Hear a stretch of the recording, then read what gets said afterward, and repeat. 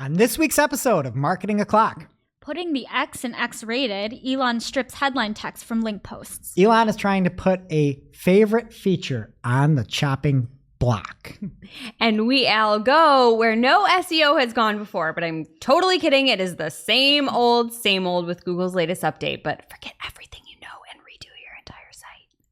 All on today's show. Welcome, you are listening to Marketing O'Clock. Just stay tuned. Digital marketing news, but let's get specific. Digital ads, SEO and analytics, social media and more. Pretty much everything that'll make your website perform. With new shows every Friday. We give you the news with sass and puns and definitely hot takes. Thank you for tuning in. You know what time it is. It's officially Marketing O'Clock. Settle in, sit back, keep it locked. Hey there, I'm Greg Finn. I'm Jess Budd. I'm Nicole Waddington. And it is officially Marketing O'Clock. Here on August 25th, 2023. Thanks for having me back. Good job holding down the fort. Last week I had a end of the year soccer party. I bought these bags off of Temu and it's just so cheap. Everything's so cheap there. But they spelled goal without A's, so it was like Gooll. And one of my players is like, this says ghoul. And it was like, ghoul, everybody, the bags say ghoul. And I'm like dying, but it was overall good. And then I went camping, right, with my kiddos to Stony Brook. In New York, we've got great parks. Beautiful Stony Brook, park. There's some pictures up if you want to see it. Absolutely amazing. But the campsites were not that ideal. When I got there are in my vicinity, it's like a little row. There's just tents on tents on tents. Mm-hmm. It was intense, right? How crammed intense. it was. Yeah. Absolutely. He did that on purpose. Yeah. Nicole, And thank you. So I'm like, this is terrible. But my sister and her kids had a better campsite. So I was just kind of like down there by the actual brook. And I walked back to get some supplies for my car the next day. And I see every single person around me is leaving. And they just put their tent up the day before, and they already made it past, like they should have been checked out if they were supposed to leave. Mm-hmm. And they go to me, good luck. I'm like, thanks, you too. I'm like, all right, whatever. I look at my phone. There's a tornado watch where we are camping. I thought you didn't believe in weather. I don't. That's why I didn't pack anything up. And I'm like, Right. Why are you telling me good luck? Everybody left. And here's a picture up on the screen of what it looks like. There were tents everywhere, literally 4 campsites, and everybody had just left there that was around me. And I'm like, well, I kind of know how tornadoes work, and they don't go down in like crevices and valleys full of trees. So I'm just going to stay here. It rained a little bit, but it wasn't that big of a deal. You had the whole place to yourself. I had the whole place myself. That's It was so great. nice. And these people were snoring so loud the first night. It's terrible. That's like Rude. the whole part of camping is you just want to be out alone. And when you go to these places, people are just the worst part of it. Anyway, so then like that night, it was still a little bit wet. Some of my wood was like a little bit wet, and I was trying to light it, and my kids really wanted to go to bed. And I was like so close to getting the fire like actually going. And they're like, we need to go to bed. And so I had to abandon it. So I put them to bed, and I came back, and whatever progress I'd made, like it fizzled out. So I'm like, I'm just going to use my propane tank, and I've got like a little jet thing. I'm just going to like jet cook this wood and get it Have a nice like, little fire by try yourself. it out. Yeah. And so I'm putting the thing together, and it kind of like fizzles out, like just something like you could tell it didn't go in there the right way. And I get everything hooked up. I light it, and propane had leaked all over. And so the entire thing, all over me, my hand, all over the side, and it's wet, so I didn't exactly know what's going on. All over the side, and it's shooting fire straight up, and it's on fire, and it's in my hand. So I take it and I throw it, like I just like get rid of it really quick, right? Yeah. And it's like kind of like on the ground, and I'm watching. I'm like, this might be put out. Water wouldn't do anything. Like water doesn't do anything, right? Mm-hmm. So I'm like, I could just run and try to get around the tent, get a towel, try to smother it, come back. But I watch a lot of like YouTube videos and stupid stuff and like Reddit, like you always see everything just blows up. So I'm like, I don't think I have time to do this. My kids are in a tent. If it like explodes, there's gonna be shrapnel everywhere. I'm gonna kill people. Like I don't want this.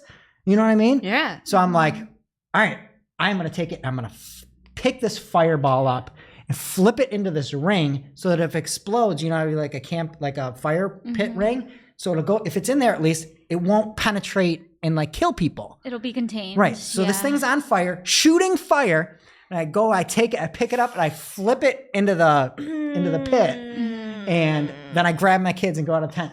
Instant second-degree burn. Oh, of course. You grabbed good dad. Good dadding. Well, Good dadding. I took a risk, right? But I know what I was doing. And so like instant like blister on the top of my finger. This is horrible. Right. And then, it's bad. And then if you look at the next picture here, it bubbled up like twice as big as the top. And you could see through my finger. Let me see now. So you could like see through my finger. It almost looked like it was like a balloon and with like full of like liquid in there. No. Yeah. And so then I popped it like 2 days ago. No, you didn't. That's really sad. Why would you do But now you can see like the old skin coming through, right? Or new skin coming through over the old skin. You look like you're growing a new finger. Yeah. That's like a worm. But anyway, everything's fine. I survived it. And it was just like funny. I'm like, well, I'm just going to do this. Like, that's what I had. I'm like, I'm just going to put this in there. Instant second degree burn. And then the thing is, I didn't know, like, I'm not a wuss, right? I didn't know how much second degree burns hurt. It was like the most annoying pain that you ever feel. It just felt so annoying and like throbbing. And I couldn't make this feeling stop. And like I didn't have ice or anything. Like my ice had kind of melted by that time. So it was all kind of like super cold water. So all I had is like these like White Claw seltzer thing. So I take it and I have to have my blistery finger on this White Claw. And I'm sleeping in bed on this White Claw with my hand on this. And I fall asleep. The White Claw falls out of my hand, rolls off there, and hits my daughter right in the head. Better than shrapnel, but better than shrapnel. What's happening in actual marketing news? I don't know if I can do this now. I guess the blister burst on this one too. So first up in the news this week from Google Search Central at Google Search C on X, they posted, today we released the August 2023 core update, aptly named. We'll update our ranking release history page when the rollout is complete, and they provide a link. So this was posted on the 22nd, and as a recording here on Wednesday the 23rd, there's still no update on it being complete. Based on recent rollouts, it's probably going to be a couple of weeks before the thing is done. That's the official word from Google. So it did happen. But friend of the show, Barry Schwartz, saw some stirring in the SERPs over the weekend previous to this announcement, alluding to a possible update starting as early as last Friday, so the 18th of October. And he noted some chatter from the community. People are feeling up and down. So one person noted that they have seen some things on their keywords. They're up and down day by day. They lost about 40% of traffic from July 29th. Somebody else said, this has been the worst ever. The past several weeks, no traffic. My traffic is 3 visits an hour. There's a lot more between that. But then on the flip side, some other people saw great results. They said, I have very strong traffic today, up 24% in search. Somebody else said almost 30% increases in search traffic for 3 days running now. Hashtag enjoy it while it lasts. Love the optimism. Somebody else said that traffic had been sky high for them for the last 2 days, like somebody just flipped on a switch. Mixed reviews, basically. And this was all, again, prior to the announcement. This is from Barry's article that came out before Google had posted anything and confirmed. So there's all that. Seems like it's a little bit shaky. And the most recent episode of Search Off the Record happened to come out on the 22nd, same day as the announcement. And Greg, you listened. Do you have any TLDR nuggets? Yeah, my TLDR nugget is I'm not the biggest fan of Google Danny. Danny Sullivan is one of my favorite people in the world. But hearing him on the podcast, it's like, that's Danny again. Like, I feel like all of his tweets are all so formal and like, well, we didn't do this, blah, blah, blah, blah, blah. But they're like, what do you do? And at like the 4-minute mark of it, he's like, well, you should take every single bit of your strategy. Clearly, whenever we have a new ranking update, you should redo every single thing you've ever done from the beginning. And it's always incredibly new work. And, just whatever you did before is completely obsolete. Deadpan, though. I know. Deadpan. He is like the funniest person. And I'm like, you know what? This is what we need more of, is less just simple tweets about this and more you being you. Like, that's why Google hired you. It was just great. Like, listen to it. Danny's fantastic. He's actually funny. You just got to kind of get to the Danny part. You have to know that it's funny, though. I feel like a lot of people pause that and we're like, tear down the world. And he's probably getting in trouble for it, which is yeah. whatever. But no, I hope not. No, I hope not. That's my takeaway is I just miss Danny. And again, the things he's saying now are the things he still was saying when he was at Search Engine Land and Third Door Media. So I feels good to hear the old Danny. I'm glad. You know what else feels good? some charts. It's time for Barry's Charts with Greg. Yes, another rousing edition. And in third place this week, it is SEMrush, aka SEM Rush, with their chart. It just looks like a 4-layer pie or cake to me, like a 4-layer cake essentially. Delicious. A trifle. But it's like broken. It doesn't go under an 8. And when you're always 9s, 10s, and 8s, like, what are we even talking about at this point? I like this because they need to recalibrate it. And that's why it made third place this week, is because the SEMrush chart is just out of sync. All right. And then my second place chart, I don't even know what this is. I've never seen a chart with lines this thin, and it's from something called Wincher. And I just love the name Wincher. You know, there's that show on Netflix called Witcher. Yeah. And I like this as like some data nerd that's got like these little lightsaber charts, like walking around killing things. The winner is Advanced Web Ranking. This chart, if you look close, everybody that looks at this chart, you see kind of two distinct things that show up. And one is at the beginning and one is at the end. And it's that little wrinkle. And you can see it's that wrinkle in Professor Farnsworth. There's a Professor Farnsworth at the beginning and a Professor Farnsworth from Futurama at the end. Yeah. And if you want to see this, go subscribe to us on YouTube. Or if you're on Spotify, we have a video companion. And this is the Professor Farnsworth chart by Advanced Web Ranking, the #1 chart of the week. And that was Barry's Charts with Greg, an audio program about visual charts. And at X Daily on X posted that X is now changing how news links are showing up in the timeline. So it will strip out the headline or text so link display only an article's lead image. And according to a Fortune article, this change is supposed to help reduce vertical pixel space and cut down on clickbait. It could be another incentive for media to publish articles on X or use the long post feature that we've talked about on the show before to provide more context before someone goes and clicks the link.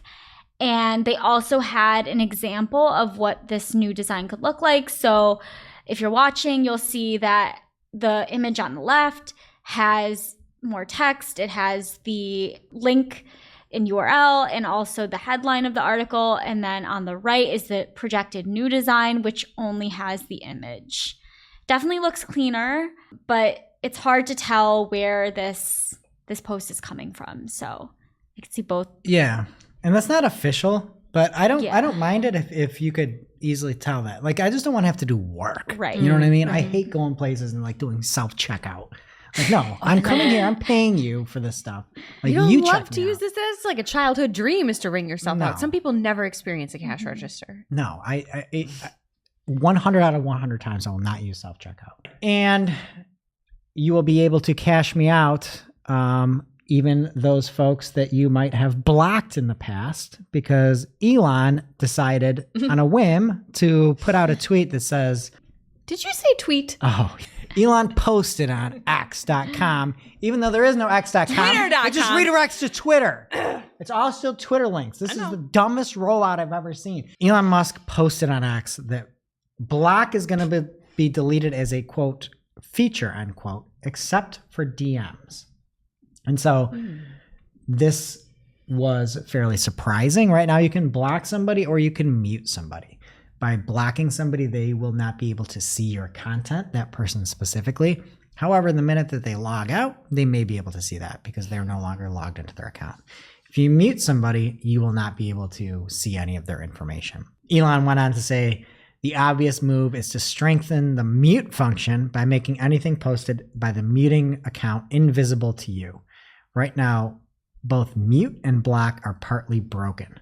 It should also be made easy to continue to follow account while blocking their ability to DM you. This is all fine and well, except for the fact that you're literally not allowed to do any of this. You can't, right? It would be a violation of App Store policies and violation of the Google Play Store policies.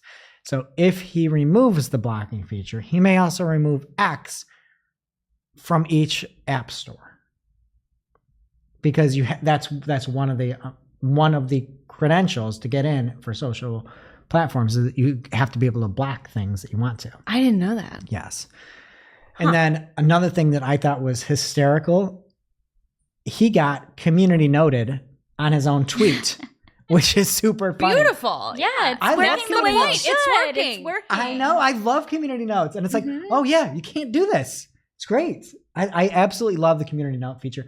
And I love that you can just see like all the different things, like, oh, this person's biased, this person, and you get to see all the stuff in sources. This is great. But anyway, I guess he can't do that. And then there were some reasons that people were saying, like, you might want to fix the blocking or not remove it. Because what can happen is they're saying like a scam account will block somebody that they're trying to scam, right? So if I'm trying to take your NJ Waddington or NJW marketing X handle and like clone it, if I block you, you won't be able to see me ever, right? So like there are some ways like you can use the block to try to make more spam, which has a point, I guess. You can also block for good, though. I feel like. Correct. Yeah. But it seems like either way you have to block, even if it's called mute or block or whatever, it's going to be something that will be there. And then James Wood, the actor that he's sort of like is in everything but nothing at the same time. You know what I mean? James Woods is in the Virgin Suicides. Yes. James Woods says to Elon, thank you. If Elon Musk removes the ability to block concerted harassment by trolls or organized political entities, how will X be any different from Jack Dorsey's horrid Twitter? Whatever. And then all the stuff. And Elon Musk responds and says, then delete your account. It's just so like matter of fact. So anyway, if you're worried about blocking, apparently you shouldn't have anything to worry about, or you just won't be able to use the app because the app won't be even available for you anymore. Now it's time for this week's Take of the Week. This is a #fire digital marketing take with extra spice served up for you. We simply deliver the take for your consumption. We give no opinions. We don't influence. You make the call. This week's Take of the Week comes from the one, the only PPC Greg at PPC Greg on Twitter. And Greg says, Google's reaction to advertisers' dissatisfaction with their support. Just a quick backstory in case you didn't listen last week. There were a new pilot that was spotted for Google Ads where you could book an appointment for £40 a call. So anyway, Greg tweeted out a video that was produced by this Greg here. I made it for him. He was asking how to do it. Apparently I'm still the young gun. One of you is Greg of the Year, though, and one of you isn't. Well, who made the video? Okay. And anyway, this is a look at the screenshot of the $40 appointment booking per call. And it's the I think you should leave skit where Tim Robinson is saying, I gotta figure out how to make money on this thing. It's simply too good. Gotta figure out how to make money on this. I really want to. So anyway, I thought that was a great idea by PPC Greg there. And anytime it's I think you should leave, I'm all in. So good job, Greg. Now it's time for this week's ICYMI. ICYMI, people. This is something you just might not have seen. Maybe something that you overlooked, but you shouldn't have. This week's ICYMI comes from Sam at Digital Sam I Am on X. So news came out earlier this week that the New York Times blocks OpenAI web crawler, which essentially means you're blocking OpenAI from using New York Times articles to train their AI models. And Sam had some thoughts on this. He says ChatGPT's outputs will continue to degrade without access to timely, high-quality training data. More companies and, more importantly, individual experts and authors will follow suit. He thinks that perhaps Microsoft steps in and assists. He wouldn't be surprised to see some money-hungry publications pursue a revenue share or fee-based deal with ChatGPT. And finally, there's definitely going to be some cottage industry that pops up around LLM training data. Whoever controls it will find themselves quickly amassing outsized influence. Now it's time for this week's Pew Pew Lightning Round. At this point in the show, we split up our content into 3 parts: paid, organic, and social. First up in the paid universe this week, Martin Rogerting at Blue Marty on X tagged at Ads Liaison and said, Hi, Ginny. I was wondering if I could ask you about the new Search Term Insights report. Since it's available for search campaigns as well, does Google intend to replace the old Search Terms report, or SQR, with this?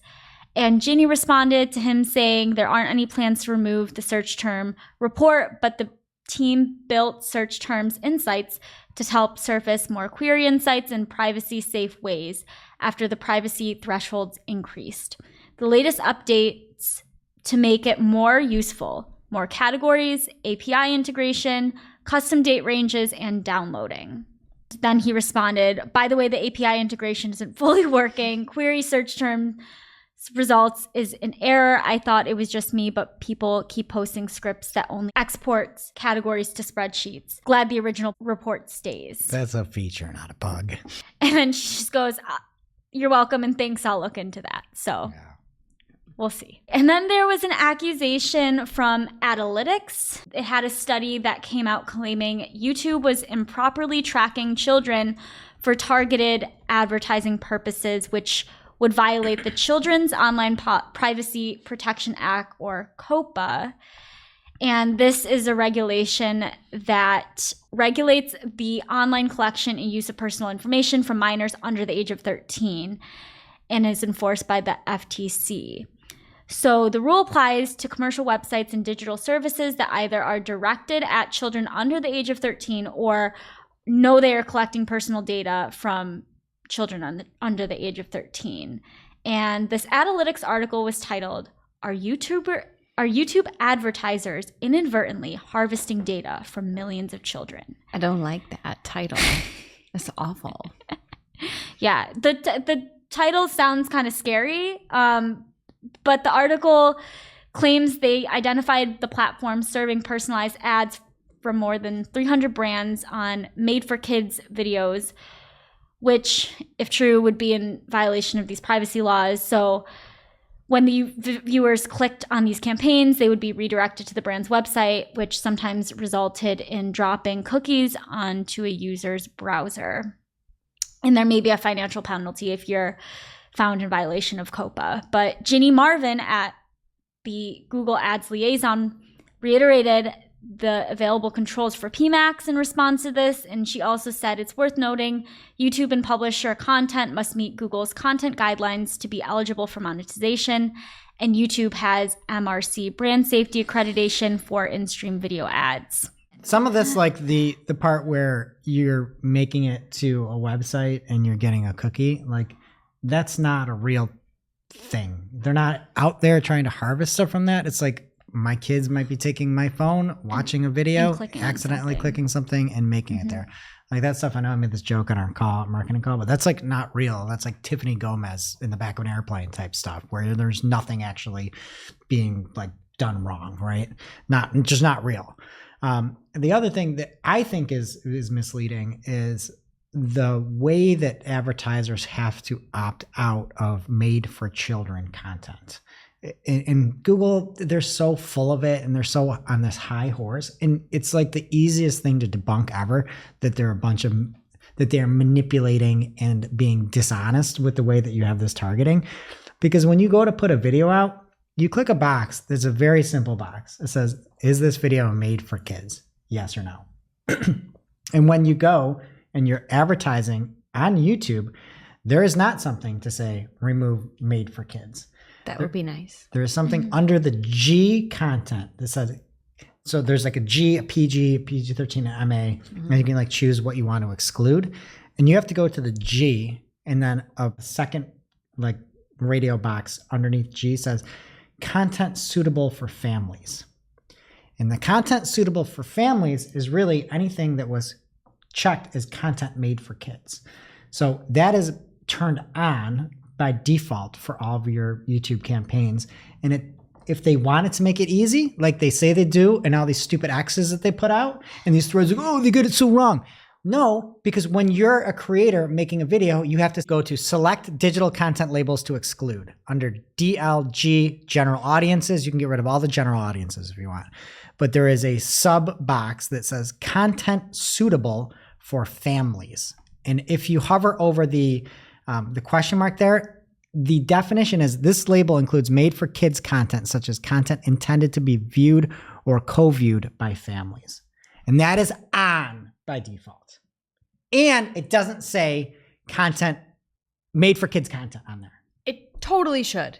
Totally it's a should. very different thing. It is a very different It's a thing. very different thing. So yes, you are by default targeting everything, and that includes made for kids content, unless you go through into your settings and you go to exclusions underneath G and you exclude by clicking the button of content suitable for families, because that's the made for kids content that they have hidden. And it's always just weird. Like, surprise, surprise, it makes for more targeting, not less targeting. Who would have thought that would have been the default? Weird. Do you know how many ads my son has clicked? My 3-year-old son has clicked? 206. Probably more than that. Probably 10x. Like, he's just hitting buttons and just spending money, earning people money.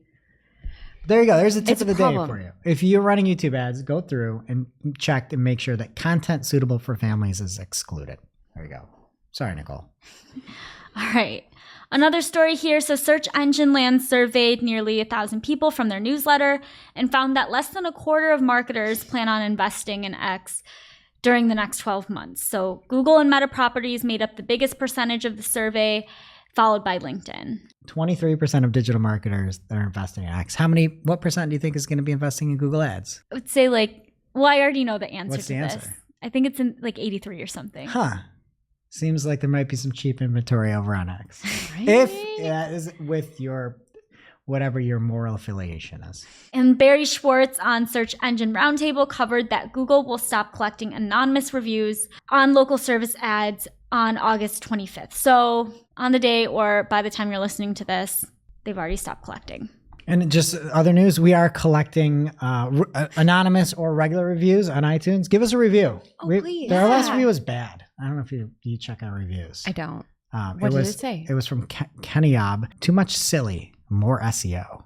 I like this SEO podcast, but I don't love it. I keep subscribing and unsubscribing to it. The hosts seem to know their stuff.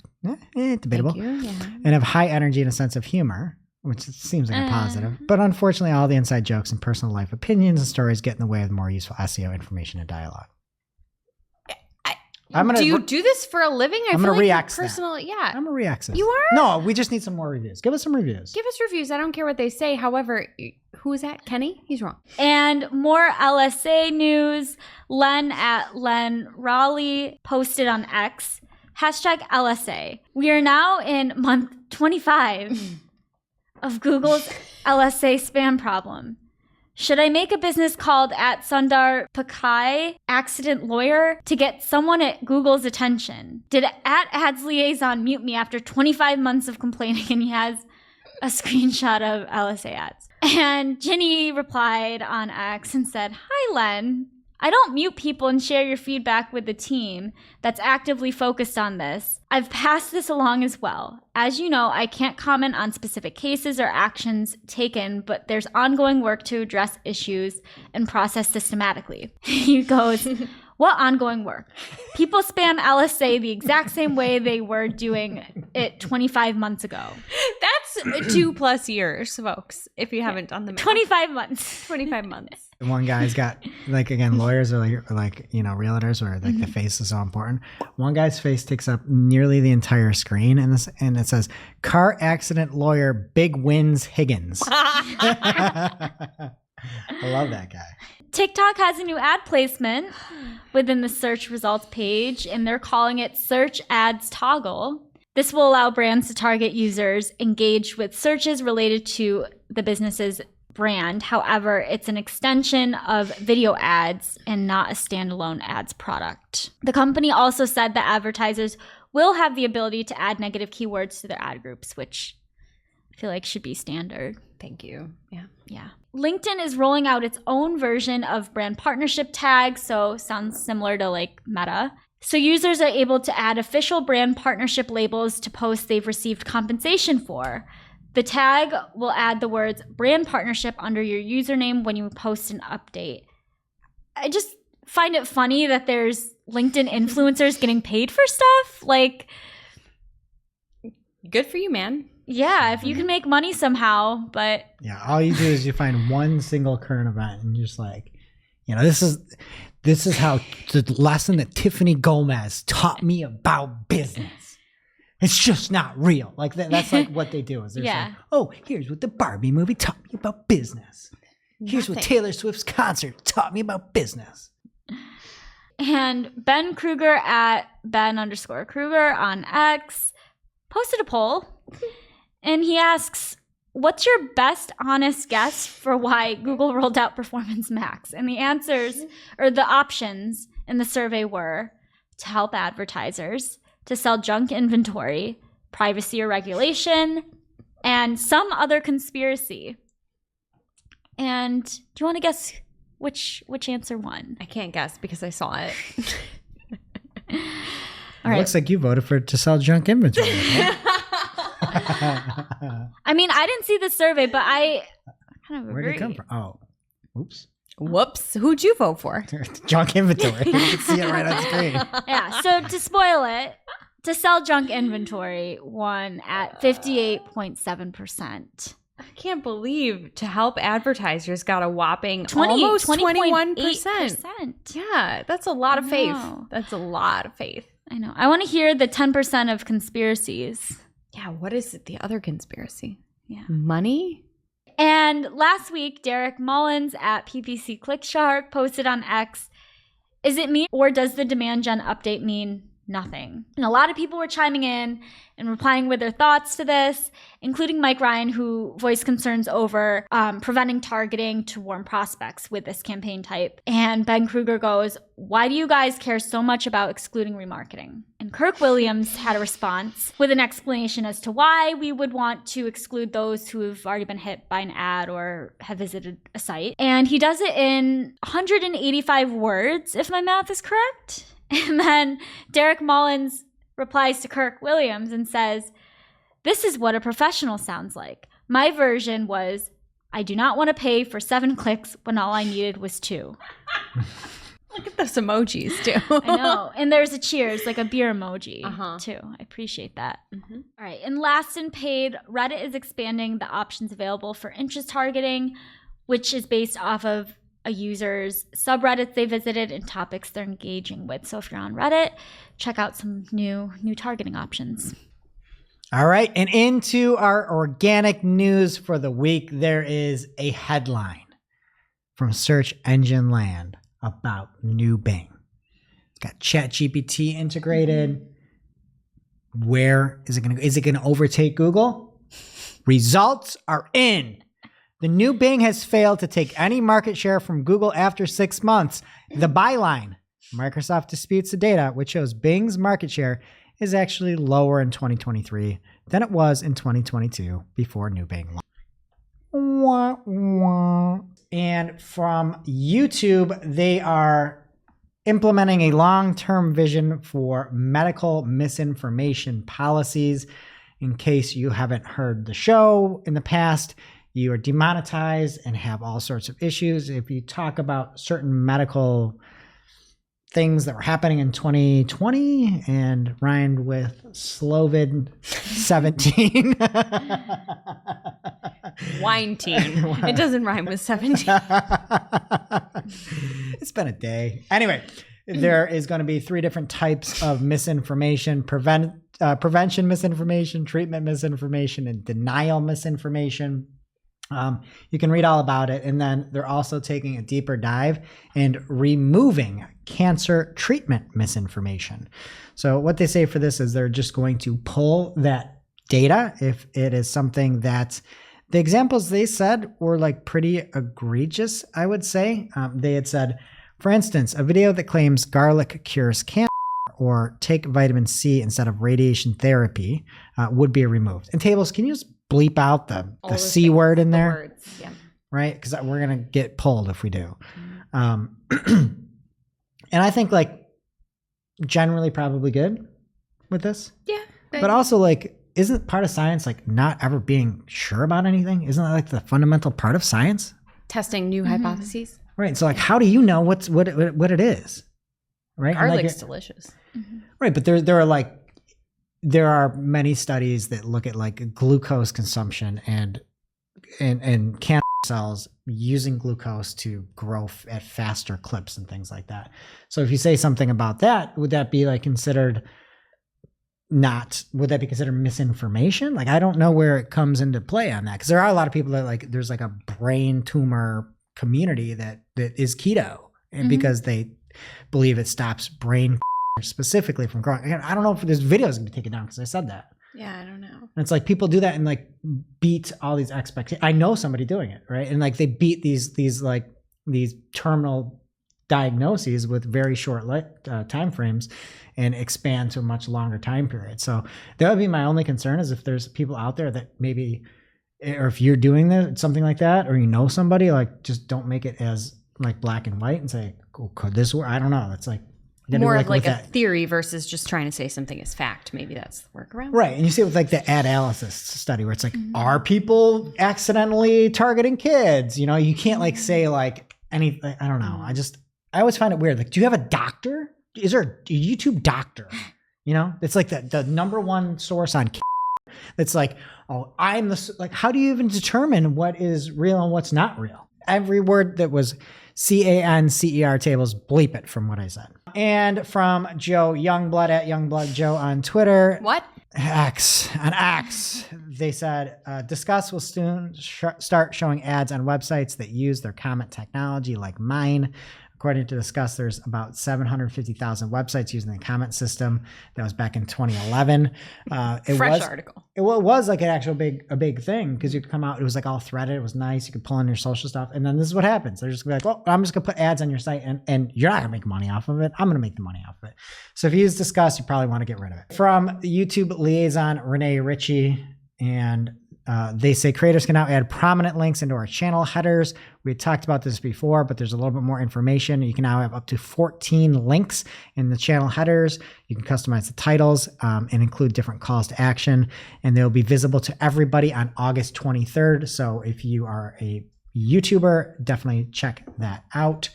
Google is testing displaying follower counts in the search result snippets. I think this was spotted maybe a couple weeks ago, but Lily Ray was talking about it. And just hold that thought. We're coming back to it at the must-read marketing article of the week. So we will get there. And then YouTube is trialing a new skip ads button. And I'm going to give you a quiz, right? Do you think the new skip ads button is going to be bigger or smaller? I think smaller. I mean, it says right here it's going to be smaller, but it seems like that, even if I didn't read that. Oh, yeah. Right. Yeah, everything is always. Would you not? Oh, get some more inventory. Show it out on the kids. Oh, let's make it smaller. Oh, let's make the ads harder to find out. Because kids just. Organic results look exactly like the ads. And this is why. This is why nobody trusts you. Okay, we're going to do into something else here. The little new segment called Just Checking In on SGE. Let's just check in on SGE from Lily Ray at Lily Ray NYC. And I might be the number one Lily Ray fanboy. She has no filter. She's like. She's a good DJ too. She's a great DJ. Great it's DJ. Like classic, like amazing. Yeah, it's awesome. Unrelated to this podcast, but yes. But she has no chill when it comes to calling out SGE, and says AI answers don't appear for this one when you change husband to wife, which it doesn't. And it talks about how to obey your husband. And you cannot get that to work for SGE if you say how to obey your wife. Because you should just know how to do that. Okay. You made a joke, I didn't. And then next up is another one from Lily Ray on SGE here. And this one says, I was waiting for the last sentence and 0% surprised by the time I got there. And SGE, she had asked, wifely duties. And at the very bottom, it said, a wife should also be a helper to her husband and submit to his leadership, according to SGE. Cite your source. All right. And then just one other thing following up on that was the SGE segment here, but then we're going to the SGE in browser, and you covered it last week. I thought it's actually like fairly interesting to see what it pulls. You can see it live, an example, because I don't think we had like live examples last week for it. And for many of our stories, it's like on Cypress North and Marketing O'Clock, we can see it working and doing like some nice summaries, so that I think it's kind of interesting, but I can't find it on news sites. I'm like, what is the point of this? It doesn't work on on US News, New York Times, ESPN. And so these are the things I want the summary of. And I don't know why it's so selective. And I haven't seen any documentation on whether you can turn it on or off. But if you're not allowing it on everything, why wouldn't you just make things fair and just not show it on everything or not show it on anything. But I thought of a good use for it. That's why I want to talk about it. Oh, okay. And so I think you'll like it. Nicole, I think you'll like it. And Shep, who's no longer with us. She'll be back in like 3 weeks. Right, but she's not with us here. She's back in like She's a couple weeks. alive. Okay, anyway. Yeah. Anyway, Makes Shep it would love worse. this. Okay. You use the SGE summary on any of the Google Ads press releases to figure out what the heck Yes. they're saying. It's not gonna work. I have it up. It works. It does? Yeah, look at it. Okay. So there you go. Should So I if just you're ever look at it? trying to interpret what a Google Ads announcement is, just use the in-browser SGE and it will summarize it for you. Okay, and that's it. And organic, what is happening in social bud? Move over MySpace threads. Here's a post, not a tweet, from Mr. Elon Musk. He says, we exceeded 346 billion user seconds today. Highway usage ever. Corrected himself, said highest. Apart from a spike a few months ago where multiple LLM companies tried to download our entire base simultaneously. And he then goes on to say that user seconds is the most rigorous measure of usage. And I'm going to butcher this, at Sexy Engineering, S3XY Engineering says user seconds is the most rigorous measure of usage because it takes into account both the number of accounts or the number of users and the amount of time that they spend using a product. So it's a good unit of measure, essentially, saying that X, aka Twitter, has broken records. It's the highest amount of usage that they've ever had. So that's great news for you, X fans. It's also important to note that meanwhile, users on Threads are spending just 2.4 minutes a day on the app, which is down over 80%. I don't know when that is in comparison to, but basically folks are still using X. People do not care about Threads, and we might be feeding a fed horse with that. But Gil Gildner did post a beautiful chart,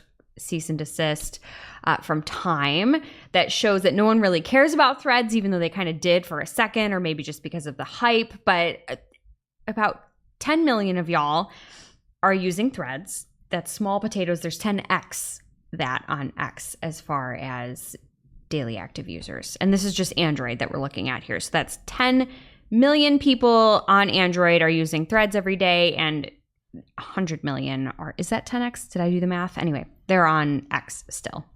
Yeah. So that's the thing. Grant Cardone. So for those 10 million, if you're still listening and you're not offended, you can rejoice because Meta has announced that a web app is being rolled out to users starting this week. Andrew Hutchinson posed the question, could this be the update that sees Threads reignite its huge early interest? My guess is no, but if you're using it, that's exciting for you. No, it's fundamentally broken. You can't search for things. It is the dumbest product launch I've ever seen. But you will be able to post an audio clip, which, spoiler alert, we're going to talk about in a second. But we're going to go back to X first. From X Daily, X will be getting rid of the Tweep Cred system. This system dinged you if you interacted with low reputation accounts, so I guess that's good news. We have never said Tweep Cred before. I don't understand why it's Tweep and not Tweet. Oh, other news. Now with this Tweep Cred change, you can now tweet at Just Bud. Yeah, I am definitely a, what did they say? Low A reputation. low reputation account. There's a picture of my chair, I think, from my apartment like 10 years ago that I had pinned. It doesn't matter. The point is, people were essentially being penalized or inadvertently having less visibility because they were interacting with accounts that didn't have a lot of followers or a lot of engagement. And that's kind of bullshit. And I think that Mr. Musk sees that. So I guess that's good news. And it's also good news that we just don't have to say Tweep Cred ever again, because that's weird. Also from X Daily, the latest X web build has more hints related to the upcoming optional ID verification feature coming for premium accounts. So get excited if you're into that. And if we just need a brilliant segue from X to IG, I have a post here from Jack Dorsey who said, deleted my Instagram account after 12 years. Was one of the first 10 accounts, I believe. I didn't fact check that. And one of the first angel investors. Who will they give the @Jack handle to? And I checked. No one yet. It's been days since he said this. So if you produce jacks or make flapjacks or love to carjack, whatever you want, You should try and get that handle because it's either still available or they're just not letting anybody take it. But that's cool. And if he was one of the first 10 accounts, he probably had a pretty high tweep cred. Get out of here. Tweep. What? Can we talk about tweep? Why tweep? Why not tweet? Cred. I understand the cred is for credibility and the twee was for tweeting. The P Presence. is weird. Yeah, maybe. I don't know. All right. Bigger news, though, on the Instagram front. The platform has officially announced that a new audio clip option is coming to Notes. And Notes, if you don't remember, are those dumb things that people use for a status update at the top of your DMs. Now, instead of typing, you can speak, which could be good on the fly. I know we do a ton of stupid shit with puns that we kick our show off with, and it just translates better over audio than it does over text. So I understand that. And it does, Andrew Hutchinson notes in social media today that it has a more practical purpose in regions where there's multiple languages spoken, because a lot of folks can be fluent in speaking and hearing those things, but maybe not necessarily reading or writing. So that makes sense. I guess that's cool. And on a related note, apparently they're working on a similar feature for Threads, so you can attach a voice clip to your posts as well as images and video. Adam Mosseri also posted on Threads that there are 2 more small updates coming that are worth mentioning. He says we're rolling out a new reposts tab in your profile so you can see all the threads you reposted in one place. Congratulations. We are also, based on your feedback, adding reposts to your following feed. Raise hand emoji. Just end it already. End it now. Closing out here with a couple of items for the good marketers out there. This stuff actually matters, kind of, maybe. Meta has released an infographic that highlights the best practices for ad campaigns on both Facebook and Instagram, including insights into how account structure can impact the learning phase for new campaigns, how to leverage automation to be more efficient, cough, cough, drink the Advantage Plus Kool-Aid, ways to leverage diversified creative, and a whole lot more. So that's there for you.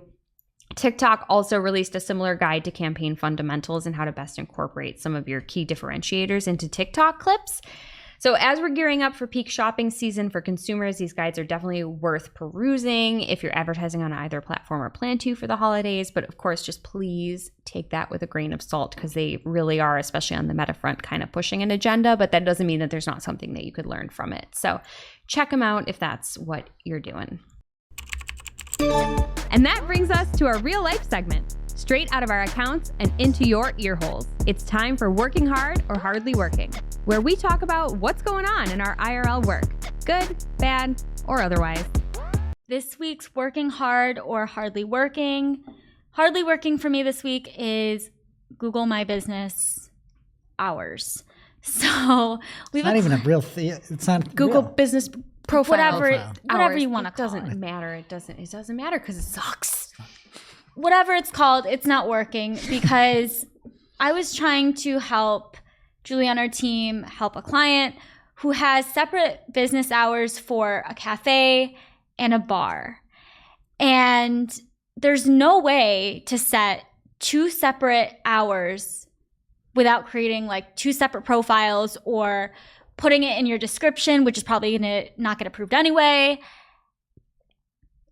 It's just so frustrating. And I don't really work in like local SEO at all, but it was illuminating to see that it wasn't just PPC that Google sucks at. How many places have you heard of that have like a kitchen closes a couple hours before, but you might love their food and want to go there to eat, and it just seems like a stupid, simple feature you could implement.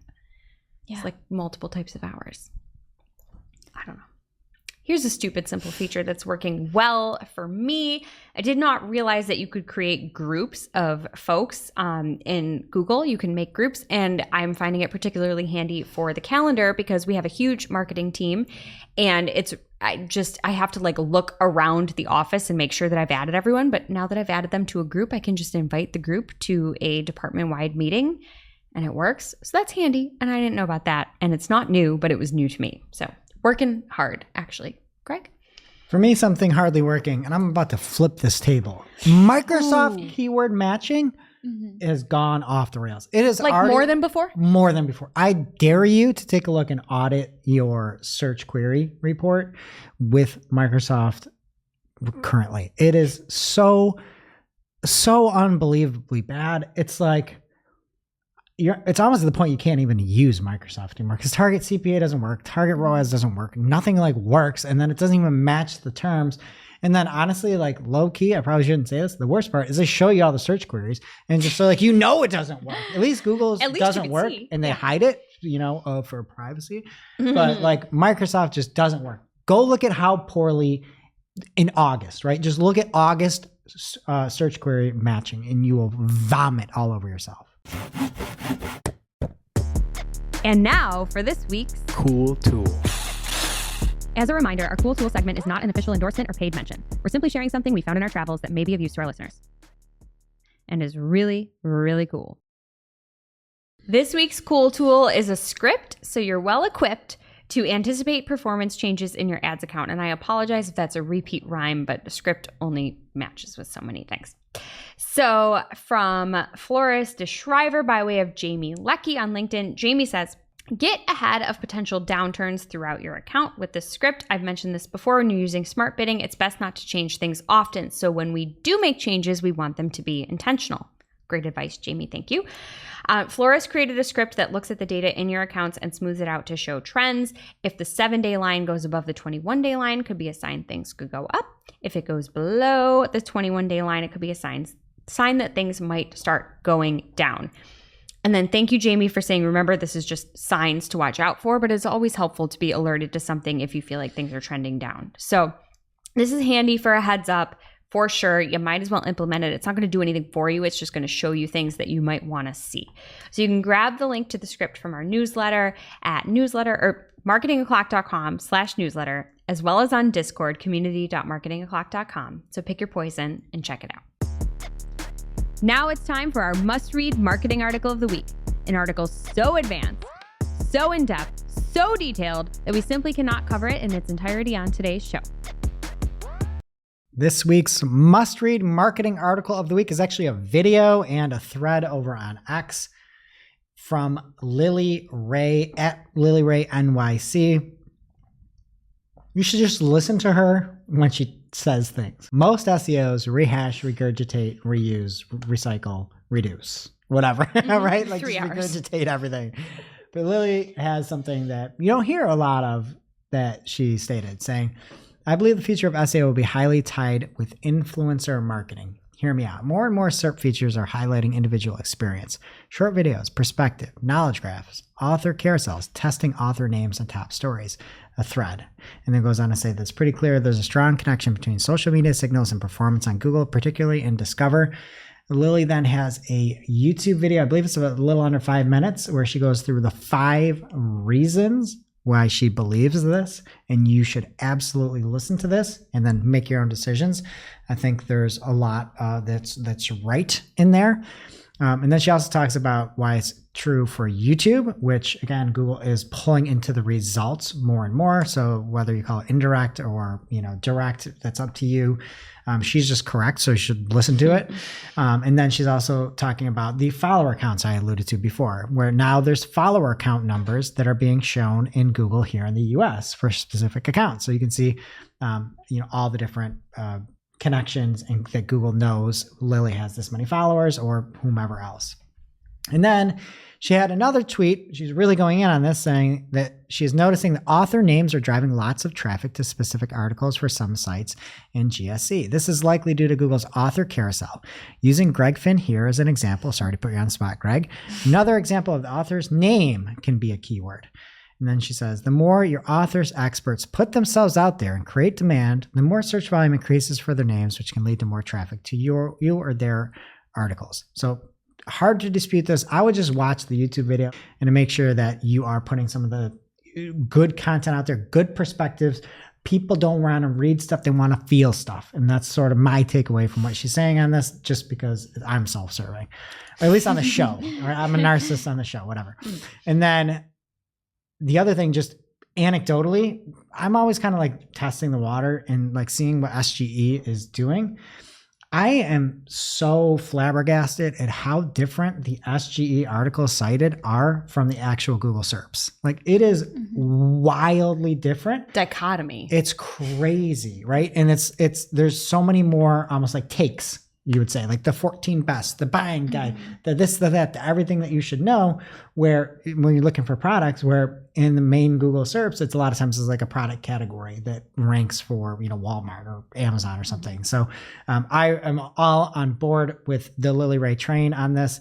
And you should be as well. Check it out on YouTube, or if you want everything here, go to marketingclock.com/newsletter or community.marketingoclock.com. And now on to our playlist of curated songs to work to, which you can find over at playlist.marketingoclock.com. I will be adding I Was Neon by Julia Jacqueline. What are you adding, Jess? Help, I'm Alive by Metric. And I'm going to go with Buy and Buy by Camp, CAAMP. Sounds like something you can buy off Temu. I've been listening to a lot of Camp lately, too. All right, that does it for today's show. It is now officially not Marketing O'Clock. Thanks for listening. Miss you already. Can't wait to see you next week. Thanks for listening to Marketing O'Clock. If you're looking for more information on today's topics, head over to marketingoclock.com/newsletter to receive every single article we covered. We share the news as it breaks in our Discord community. Head over to community.marketingoclock.com to join. Welcome to this week's Shootin' the Heck, where after our famous Friday news shows, we don't talk about marketing anymore. We just shoot the heck. And this week, we are playing everybody's favorite game, trivia. And as you heard in the opening, I'm a bit of a survivalist myself. And so we are going to have survival skills trivia. See who is the last person standing here in the studio. And we have Victoria filling in for Tables this week, who's running the board. So Victoria, you will be playing. You can ring in by saying your name. Jess, ring in, and Nicole by saying your respective names. Everybody get it? Yep. Okay, question. This is multiple choice. You can just ring in if you wanted to go for it, though. What should you do if attacked by a cougar? A, play dead. B, fight back. C, take a picture. D, talk calmly. Nicole. C. Oh. Nicole. Play dead. Not only did you get wrong, you choose take a picture. I love it. All right, Nicole, you got it. 1-0. Nicole, what percentage of blood loss will likely cause death? 10%. Jess. But I don't get the answers, right? Right. You can, if you get it on the nose, it counts. Okay. 70%. Incorrect. The A is 10%, B is 15%, C is 25%, and D is 25. 50%. Victoria, you have to. Nicole. 25. 25. Great job, Nicole. You'll die if you bleed out a quarter of the way? Oh, no. Sorry, it's 50%. You're wrong. Nobody gets it. Nobody gets it. Okay. I'm doing a bad job of this here. We're going to pick it up right here because we've got some humdingers of a question here. I feel like we all understand the rules, too. Yeah, everybody's great. All right, question is, your friend fell out of a tree trying to get honey from a beehive. She fell 20 feet and was knocked unconscious for 45 seconds. You know from your training that she should be monitored for 24 hours. Which of the following signs do not indicate a serious head injury? A, complaints of blurred vision lasting over an hour. B, unusual tiredness or sleepiness. C, a headache that increases in intensity. D, burps that smell like sulfur. Jess. D. Correct. That's a sign of gardenia. I think it's a flower. Gardenia? It's like a parasitic. The reason I asked that question is because I just love the second question here. Your other friend went up into the honey tree and also fell. Bring honey with you is the answer. He was knocked unconscious for 5 minutes. Which of the following is not a sign of serious head trauma with a need for rapid evacuation? A, depressed fracture of the skull. B, black and blue around swollen eyes. C, black and blue behind and below the ears. D, unusual rigid postures. E, shivering uncontrollably. Jess. Ears. Incorrect. Nicole. Posture. Posture. Incorrect. Victoria. Shivering. Victoria's on the board. That's a process of elimination. That just means you're cold. Well, yeah, but couldn't you yeah. I just love that your friend falls out of a tree. And you go up into the tree. And is out for 45 seconds trying to get honey. And then your other friend's like, well, we still need that honey. Go up the tree, fall out of the tree, and are out for 5 full minutes. And you're figuring out if you gotta like medevac them out. I would have called. Just be sitting there being, I would have called. What am I doing with these two stupid friends? Can you get honey straight from a beehive? I don't even think you can. That's some Winnie the Pooh shit. What is the most important calorie source in survival living? Sugar, fat, carbs, or protein? Nicole. Jess. Nicole. Sugar. Jess. Jess. Fat. Correct. Thank you. If you ever watch Alone, they all are like starving without fat. You got to have fat. It's what your body eats when you don't eat. Yeah. It's common knowledge, people. Okay, Jess Gain says some 2. weight. Which method of cooking wild food will retain the most nutrients? Boiling in a pot, roasting on the coals, pit baking, or frying on a rock? Nicole. Nicole. Pit baking. Incorrect. Jess. I don't even know what Jess. that is.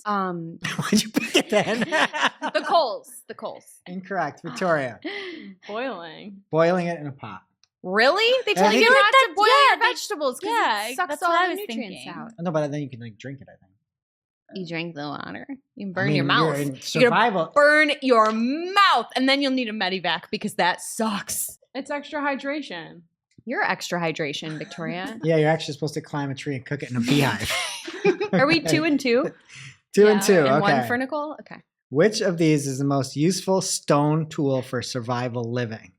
A big sandstone slab, an obsidian dagger, a burin, or a baseball-sized granite gobble? Victoria, Victoria. the second one. Okay.